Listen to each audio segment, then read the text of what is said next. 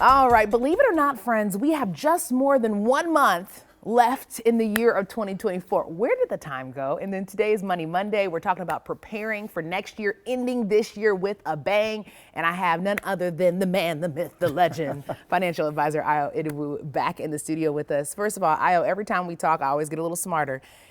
A lot of people will be like, Alexis, there's only a month and some change left.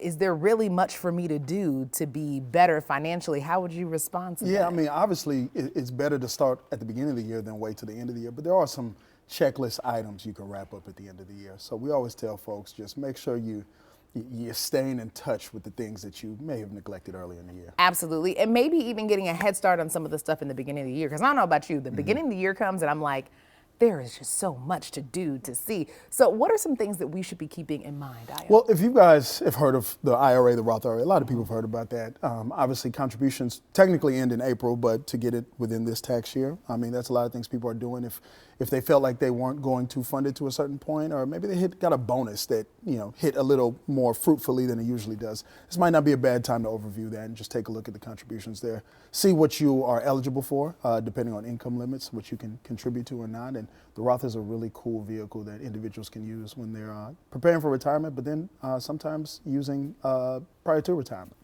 Especially before the beginning of the year, because sometimes people's job situation changes in the first of the year or within that first quarter. So it's always nice to have something in mind. What are some other things that we should have in mind? Yeah, well, I'll piggyback off the jobs thing. I think the big thing is the 401k. Everybody talks about the 401k. Most Americans have one, especially if they're employed by an employer.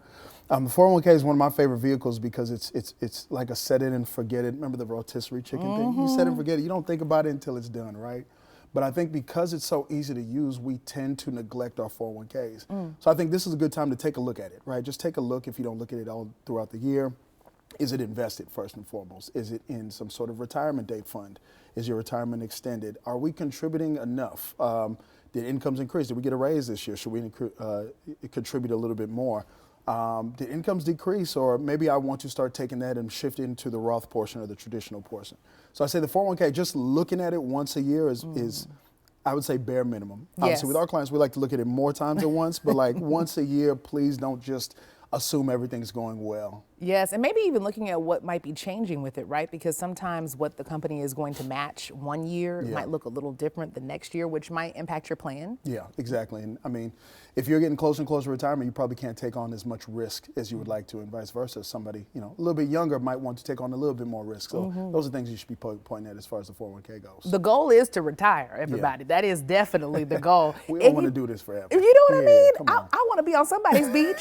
Somebody's beach, I want to buy my own beach. You want to buy my own beach. You can pull up anytime if you want to. Anything else we should be thinking about? Yeah, I would say just taxes, right? Again, we don't pay taxes until April 15th, but the tax year ends December 31st. So what are you doing between now and then?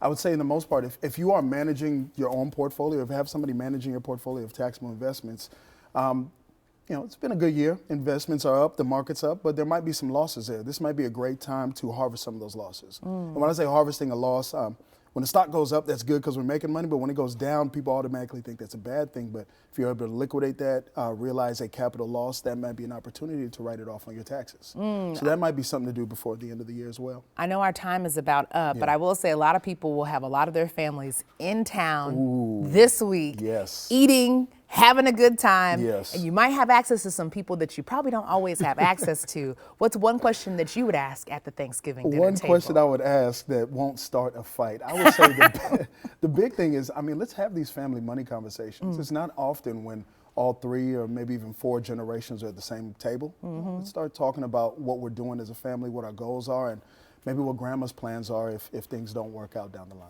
It makes sense. Yeah. Always getting a little smarter. Ayo, thank you so much. And I appreciate it. We'll be right back after this break.